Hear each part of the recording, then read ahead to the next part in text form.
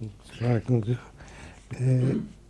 آج کل یہ غیر احمدی مولویوں نے یہ کہنا شروع کر دیا ہے کہ ہم مانتے ہیں کہ حضرت عیسیٰ فوت ہو گئے ہیں۔ کہتے ہیں غیر احمدی جی مولوی بالکل آپ سے جی، جب ان سے ذاتی گفتگو مجالس میں ہوتی ہے نا کہتے ہیں اعلان تو کوئی مگر نہیں کرتے وہ کہتے ہیں کہ کوئی ہے ہیں؟ مان لیا کہ وہ فوت ہو گئے ہیں، مگر جو آپ دونوں نے اپنا تعارف نہیں کروایا، ہم تعارف بھی کرواتے ہیں آج کل۔ کلین احمد باجوہ ہے جی بیٹا شریف احمد باجوہ دت زید کے جی والوں کا بیٹا ہوں، ٹھیک ہے وہ فوت ہو گئے ہیں۔ یہ چودھری ظفر اللہ خان صاحب کے ماموزاد بھائی تھے، ٹھیک ہے چودھری عزیز احمد صاحب کے ہم بڑے جانتے بھائی ہیں، تھے ٹھیک ہے میرے۔ سمجھ پر وہ کہتے ہیں جو حدیثیں ہیں امام مہدی کے متعلق، کیونکہ یہ ایمان سے تعلق رکھتی ہیں اور یہ بہت کمزور ہیں، اس لیے ان پر ایمان لانا یہ مسئلہ ہی غلط ہے کہ کوئی آ رہا ہے۔ ٹھیک ہے۔ پھر آپ ان سے پوچھیں کہ قرآن پر ایمان ہے کہ نہیں، یا قرآن کی آیتیں بھی بعض کمزور ہیں؟ قرآن میں وہ کہتے ہیں امام مہدی کا تو ذکر ہی نہیں، امام مہدی کا ناسی کسی محمد رسول اللہ کا تو ذکر ہے کہ نہیں جی کہ وہ آئیں گے؟ جی ہاں وہ تو ہے۔ تو ہم چھوٹا چھوڑ کے بڑا مان جائیں؟ یہ محض اجتناب کی راہیں ہیں، چلاکیوں سے یہ ایک ایسی حقیقت سے بچ کے نکلنے کی کوشش کرتے ہیں جو ان کے سر پر آ پڑی ہے۔ یہ ہو نہیں سکتا۔ حدیث کو چھوڑ دیں، سب حدیثیں سمجھنے کی فرضی ہیں۔ قرآن کے واضح پیغامات کو کہاں لے کے جائیں گے؟ قطعی طور پر یا بنی آدم اما یاتینکم رسل منکم یقصون علیکم یقصون علیکم یقصون علیکم آیاتی فمن میں دیکھ لیتا ہوں۔ اصلحہ ہے غالباً فلا خوف علیہم ولا هم یحزنون۔ ہاں ومن اتقی واصلح فلا خوف علیہم ولا هم یحزنون۔ یہ وہ آیت ہے جو اس سے پہلے رسول اللہ صلی اللہ علیہ وآلہ وسلم کو جو ہدایت دی جا رہی ہیں ان کے بعد آتی ہے قل قل، یہ کہہ دے یہ کہہ دے، اور اس کے بعد یہ آیت نازل ہوتی ہے جو ماضی سے تعلق ہی نہیں رکھتی، کیونکہ نون ثقیلہ استعمال ہوا ہے جو حال سے بھی تعلق نہیں رکھتا، مستقبل سے تعلق رکھتا ہے۔ یا بنی آدمہ، اور تمام بنی آدم مخاطب ہیں۔ یہ وہی صورت ہے جس میں رسول اللہ صلی اللہ علیہ وآلہ وسلم کو یہ بھی فرمایا گیا کہ قل یا ایھا الناس انی رسول اللہ علیکم جمیعا، کہہ دے کہ اے انسانوں میں تم سب کی طرف تمام تر کے لیے رسول بنا کے بھیجا گیا ہوں۔ اس صورت میں یہ آیت کیسی برمحل بیٹھ رہی ہے؟ جب تمام بنی نوع انسان کے رسول ہیں تو ان سب کے نام پیغام ہونا چاہیے۔ فرمایا یا بنی آدمہ، اے آدم کی اولاد، اما یاتینکم، اگر تمہارے پاس ضرور رسول آئیں۔ یہ قرآن کریم کا ایک خاص انداز ہے، اگر کے ساتھ ضرور کا لفظ بولتا ہے، مطلب ہے جب بھی تمہارے پاس رسول آئیں، اور ضرور آئیں گے، ورنہ یاتینکم نہیں میں لگ سکتا۔ تو کیا کرو، اور کیا کریں؟ وہ میری آیات کی تصدیق کرنے والے ہوں۔ پڑھیں ذرا آیت پوری۔ یقصون علیکم آیاتی آیاتی فمن اتقی یقصون علیکم آیاتی، وہ آیات جو میں نازل فرما چکا ہوں وہ تمہیں پڑھ کے سنا رہے ہوں،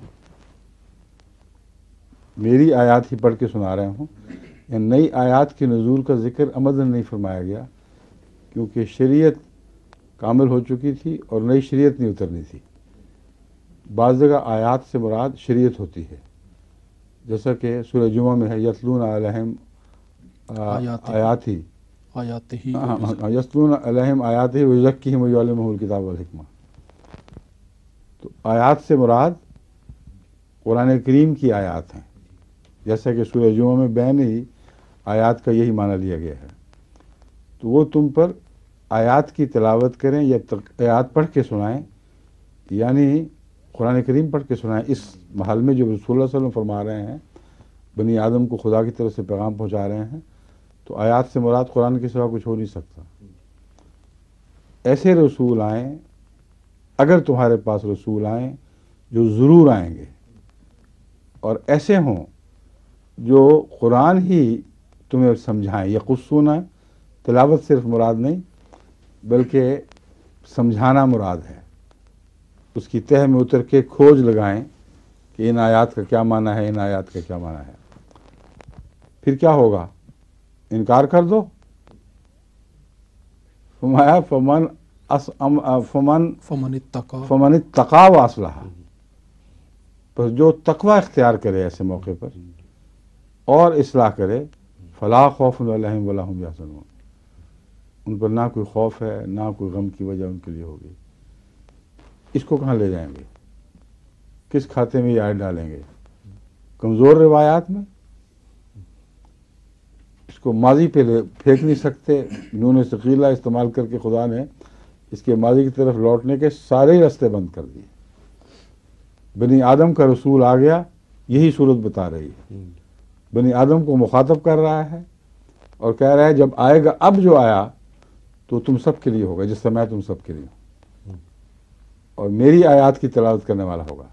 اس میں مجددین بھی نکل گئے, کیونکہ کوئی مجدد اس سے پہلے نہیں آیا جس نے تمام بنی نوع انسان کو مخاطب کر کے پیغام جو نکال کے دکھائیں, ایک بھی نہیں آیا. مسلمانوں کے بعض علاقوں میں بعض خاص ادوار میں, تاریخ کے ادوار میں انہوں نے اصلاحات کی ہیں, مگر انہی علاقوں اور انہی ایام تک محدود رہے. ایک صدی سے زیادہ تجاوز نہیں کیا ان کی اصلاحات نے. ایسا آنے والا جو رسول اللہ صلی اللہ علیہ وسلم کا غلام بن کے آئے, قرآن کے آیات پڑھ کر سمجھائے اور تمام بنی آدم کے لیے ہو, وہ اس آیت کے سوا نکالنے کہاں ذکر ہے؟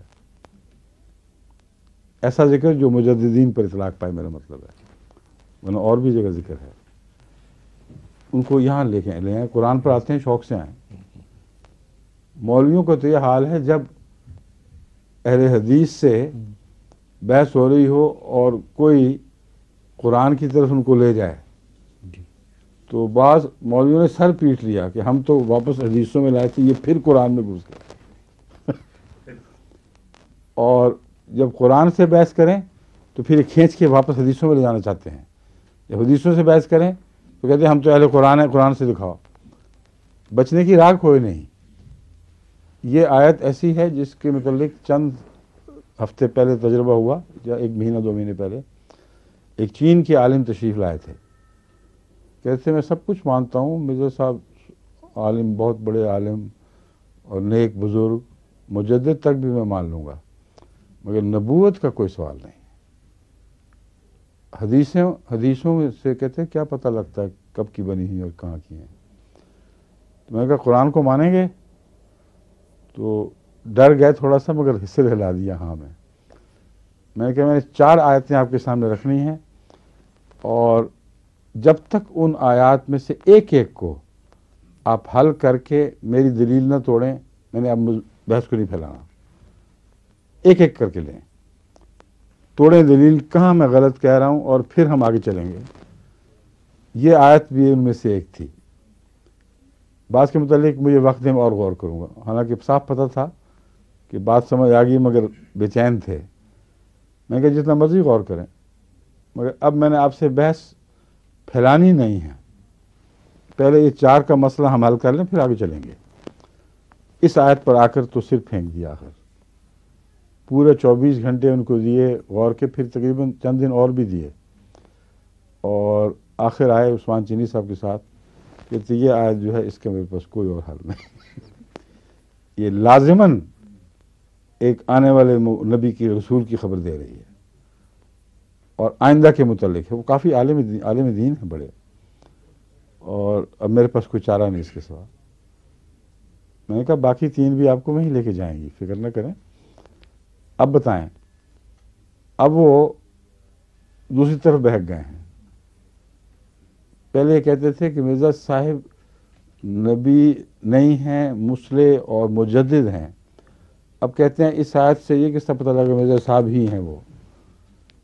میں نے کہا ایک طرف تو مجدد اور مسلح مانتے ہو, دوسری طرف اتنا بڑا جھوٹا کہ قرآن کی آیات کا اس پر اطلاق ہی نہیں ہو سکتا.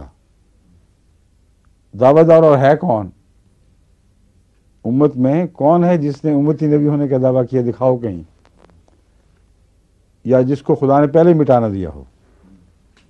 ایک ہی ہے زندہ پیغام والا، جو خود بھی زندہ ہے ان معنوں میں کہ اس کا انکار جو تھا وہ ناکام گیا اور وہ پھیلتا چلا گیا، اور جس کی جماعت موجود ہے 150 ملکوں سے زیادہ ملکوں میں، کہ چین میں بھی ہے۔